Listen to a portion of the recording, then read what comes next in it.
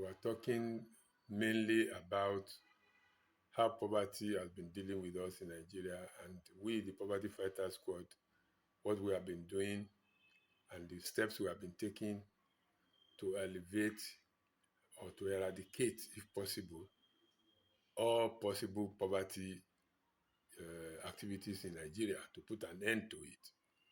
I'm very happy to be with you once again and to let you know that today's program is going to be very, very interesting, as we have personalities on board who are going to talk about how we are using sports to remove poverty from families, from community, and from the society at large.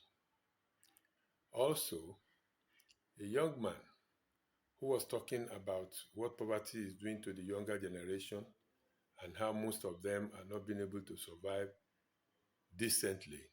That is, to have a decent living while they are still young.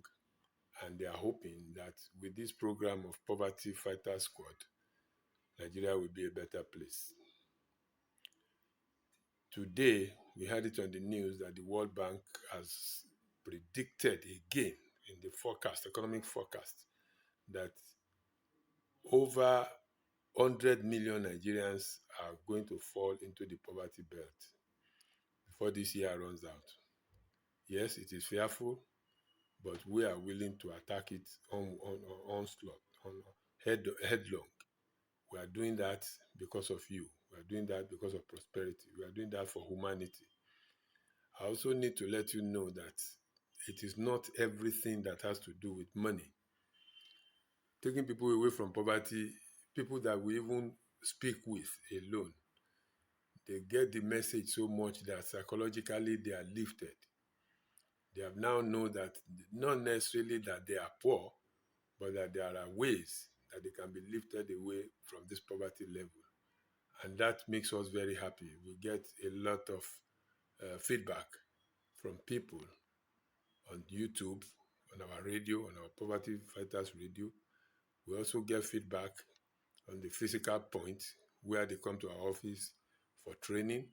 We train people how to get out of poverty through agriculture. We train people how to get out of poverty through some reward programs that we are doing, and we are very happy about it. Again, for the youth, we have the program under Employment Bank Nigeria, which gives 10,000 naira to about 100 undergraduates every month.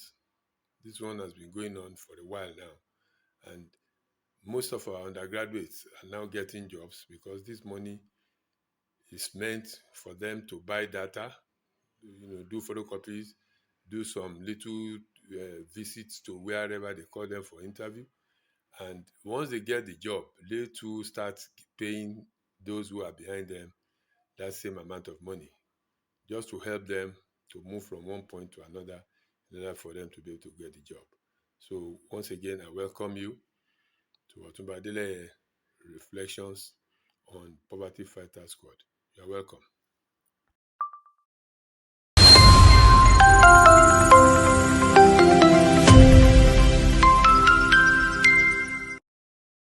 Okay, speak. Okay, good evening, everyone. My name is Olawale. Okay. Good evening, everyone. My name is Olawale Isaac. My friend, well, they call me McWills. I'm the CEO of McWills Multi Services Limited.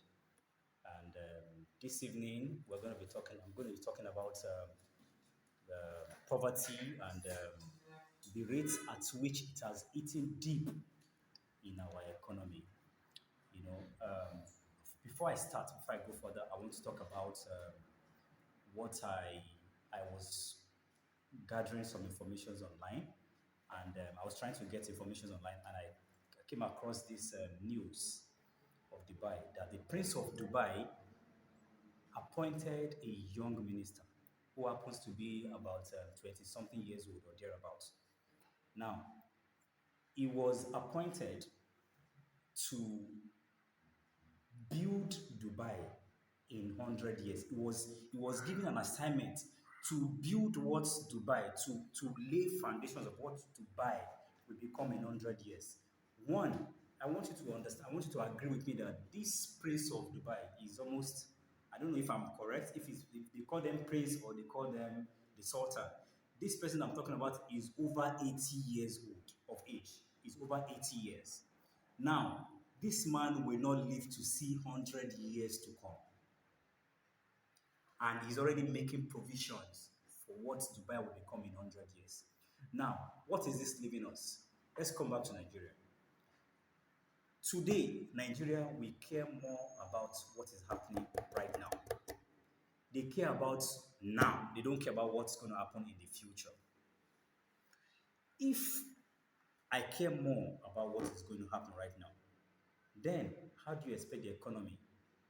How do you expect the economy to be what's it called? How do I put it? To rise up. Of course, it will not, because we are too greedy. We are too greedy. We want to acquire everything to ourselves, and that's why we are not getting anywhere. You know, yeah, I'm going to talk about our politicians, and I want to use this opportunity to advise them that they should do more, because after you are gone, whether you like it or not, you will not live forever. What you are remembered for after you are gone is the most important thing. It is not the number of cars you have, the fleet of cars, the number of houses that you have, the most expensive, the nature or the kind of clothes that you wear, but the lives that you have touched, the lives that you have brought out of poverty is what really matters, is what you'll be remembered for. You get, so our politicians need to work. As of 2 years ago, Zimbabwe dollar was the worst currency on earth. It's a big shame to this country. Zimbabwe dollar was the worst currency on earth. That we even saw news that they were carrying their currencies in wheelbarrow. You want to go and buy something little as maybe you want to buy a car, for example. Let's say you want to buy a car, for example, you are carrying three wheelbarrows to carry money to go and buy a car. But as of last year, it broke my heart that Zimbabwe dollar against naira was 0 point something against 1 naira, which means Zimbabwe dollar is higher than naira.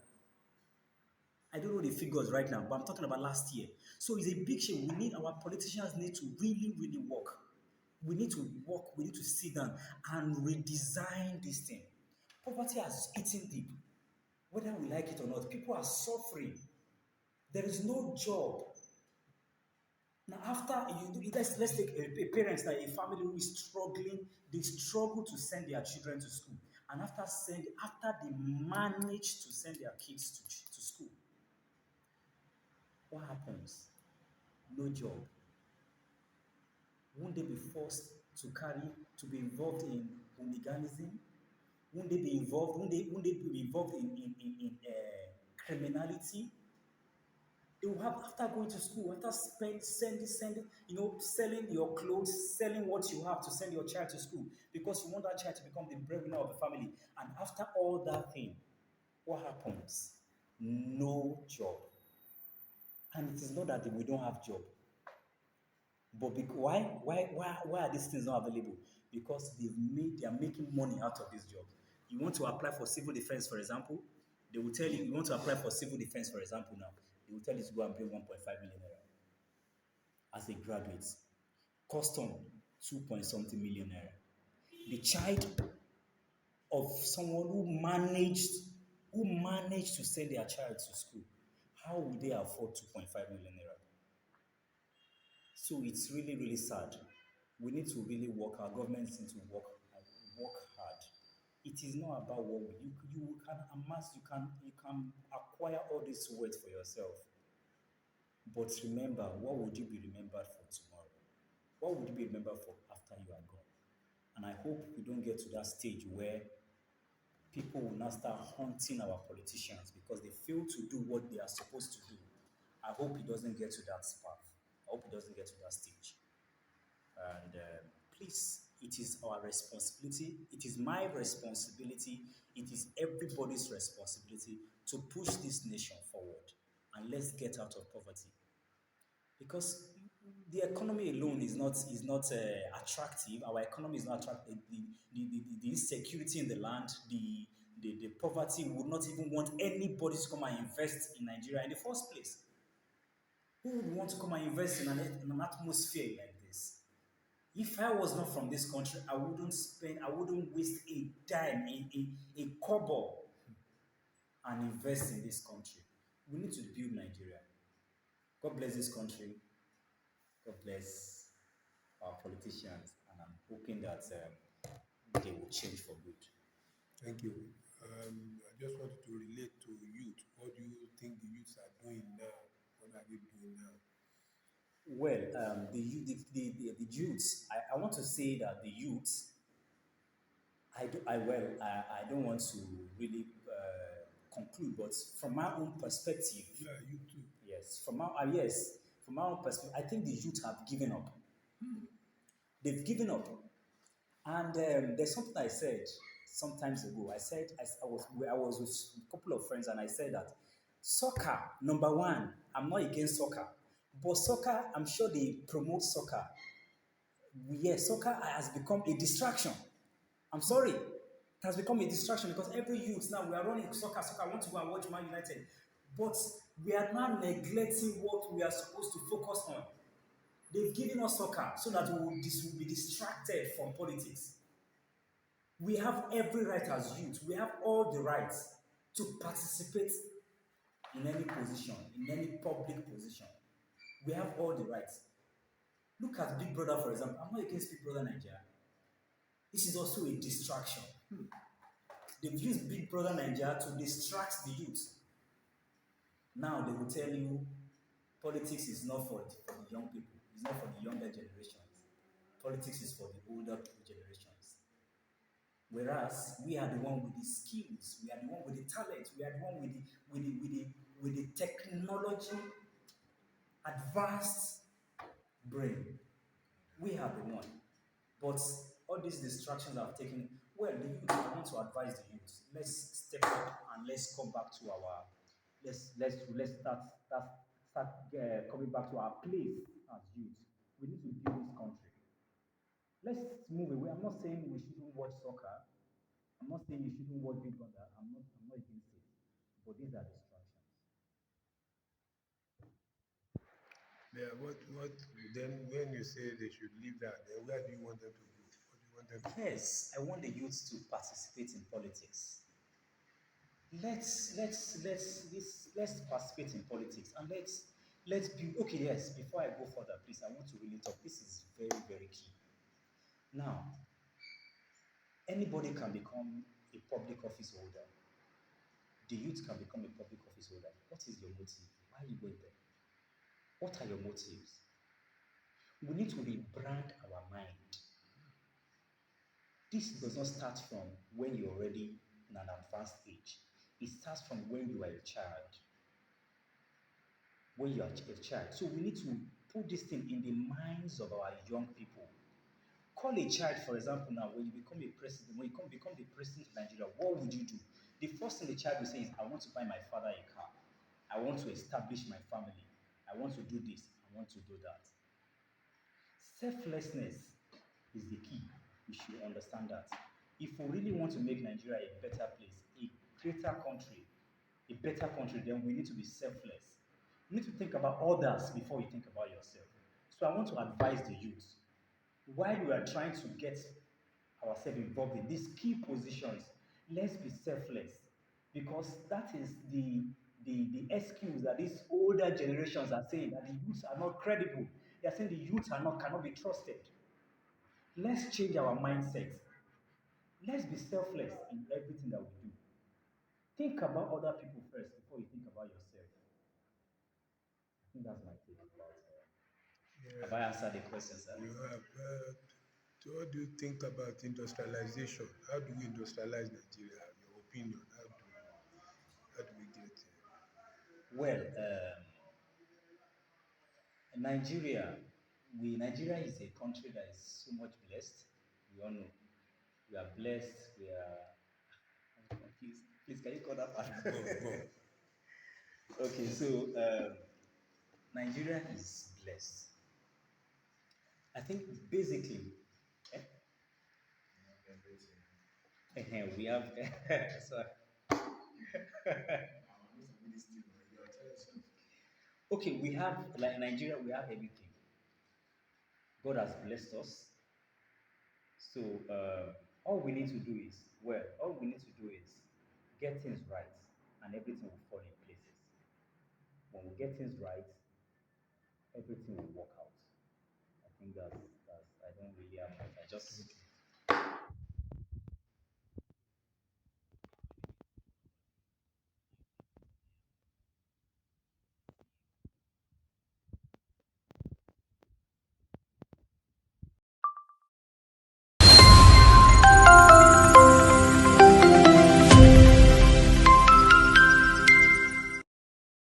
Thank you very much, Dr. Otubanda, for this opportunity given to me. You are the person who met me before at 39A Educator's Office, and we discussed on the issue of how to alleviate poverty mostly to our youth and their parents.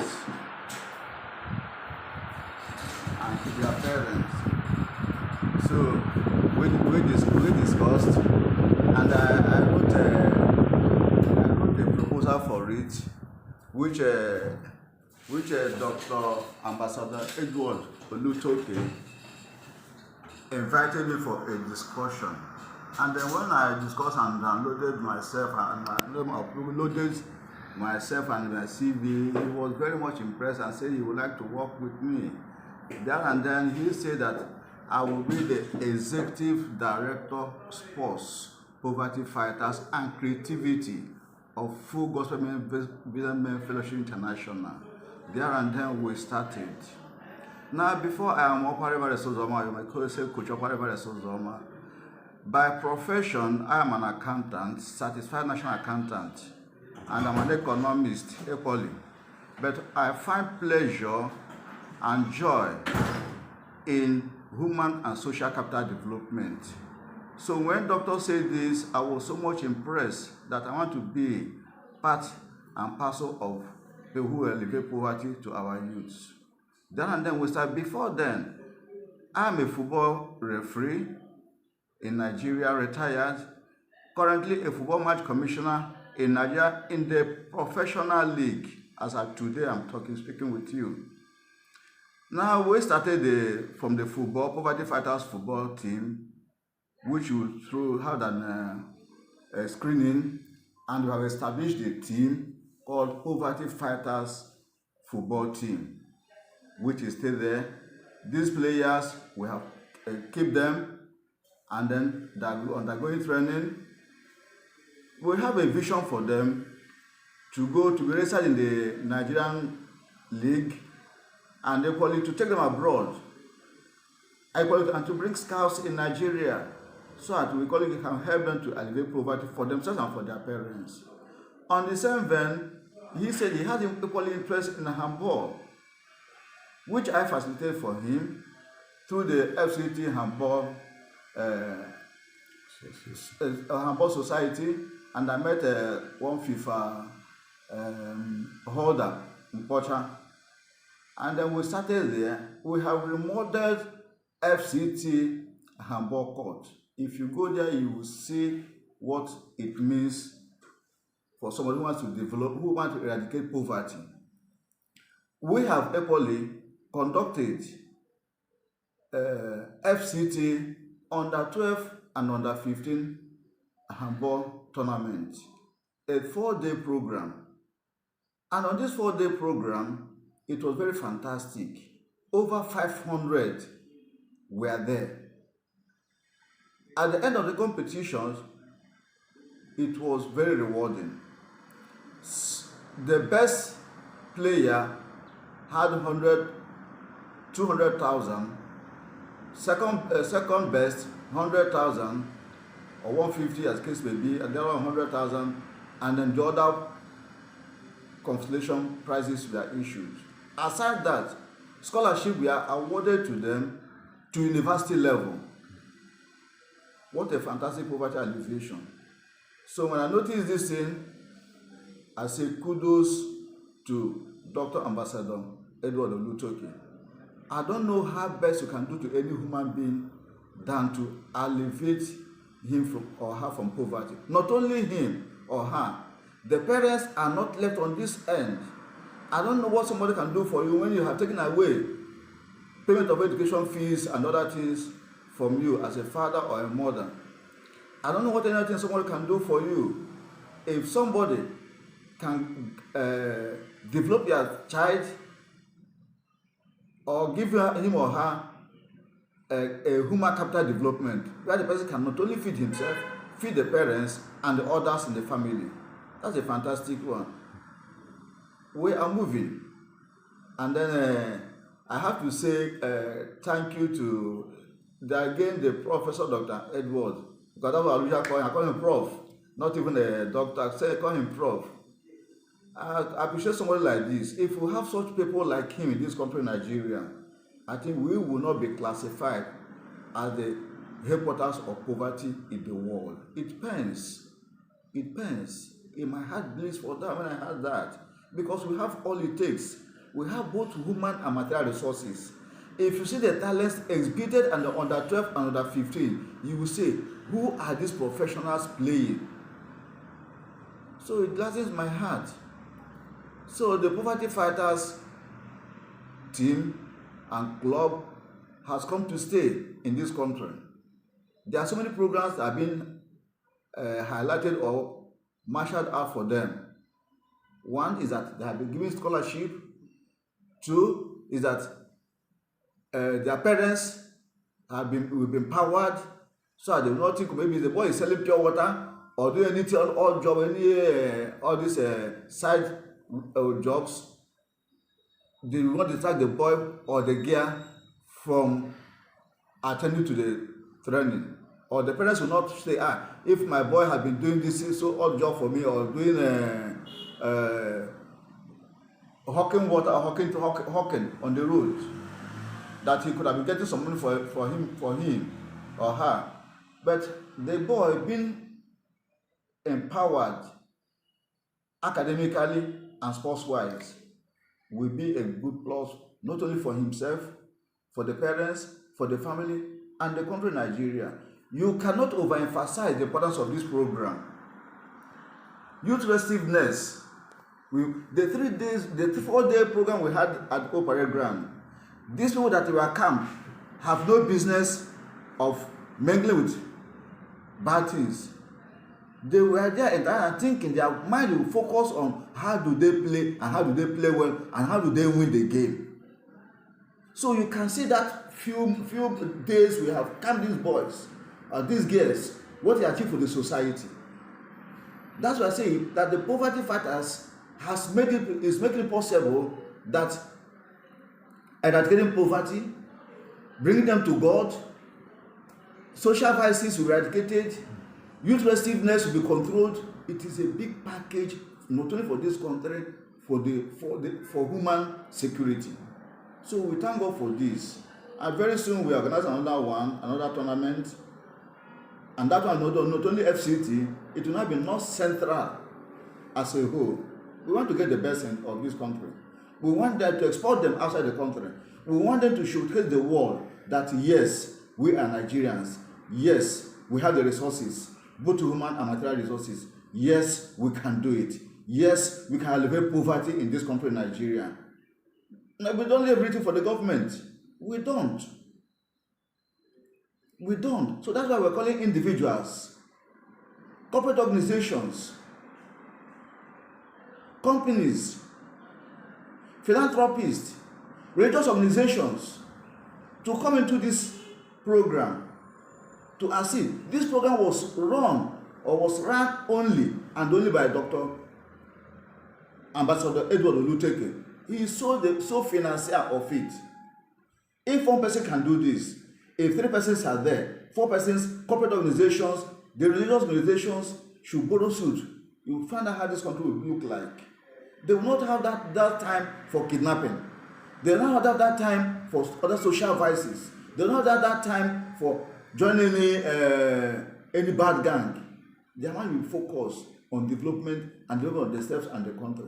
Thank you very much for this opportunity given to me. I so much appreciated it, and I think I'm poised, I'm zealous to contribute more to the development of human and social capital developments in this country, Nigeria, with FCT as a study case. Thank you. I did not start it today. It is just God-given talent. As far back as 2014, 2015, I took a village team, Dabaki United. The records are there at the FF office. I took them to FCT Challenge Cup, FA Cup, and the local team, known from nowhere, defeated all others and won FCT League for the first time in history. It is there. You can confirm the records at the FA office. And we took them and represented the whole of FCT in the Nationwide League without a sponsor. Though we could not win the edition, the first prize, but we did our best. So it did not start today. It is God gift. And I think with somebody now being at my beck and call financially and otherwise, I think the sky will be our stepping stone. So I thank you very much. And I'm begging even in the international world, we have talents in Nigeria that is beckoning for sponsors, philanthropists to assist us, begging all the international world to come and seek talents in Nigeria. There are plenty of them. They cannot afford to travel abroad. They cannot afford. Their parents cannot even do that for them. Those who do not have eaten to their 3 square meal, how do we talk of affording traveling abroad for scouts to come and see them? We are calling the scouts abroad. Let them come to Nigeria. Come here, see our handballers. Come here, see our footballers, and then pick them and invite them to come. By then you are satisfied with them, not them traveling and coming back with their little resources, where the resources is not even scarce. Not only being scarce, it's not they can't even see the resources. Talk of being scarce. So I don't want to go into economics. So let me just for now keep it here. I'm still appealing and appealing to the international world, the philanthropists. We're many Nigerians. I don't want to go into politics. If somebody can now get a form to fill at 100 million, then look at this, our children that are there. Some have made up that they play football or they will do handball, they do sports. How many universities in sport do you have in Nigeria? How many universities of sports or polytechnics of sports that is in Nigeria? If you can remember any of them, you tell me. I have heard of the one that Senator Obinoba is fronting, but it has not yet been established. He knew the importance of this. We need such a facilities where those who doesn't want to be on call, it's going to be an economist or be an accountant like me and want sports for their life. Let them focus their life to it and then achieve their life goals. Thank you very much. If I start speaking from here, I will not be tired. So I'm still appealing that we want this talent to harness their talents. And that's why one of my visions is keep the talents alive. God bless all of us. God bless country Nigeria. I love my country Nigeria. Thank you and God bless you. Thank you very much.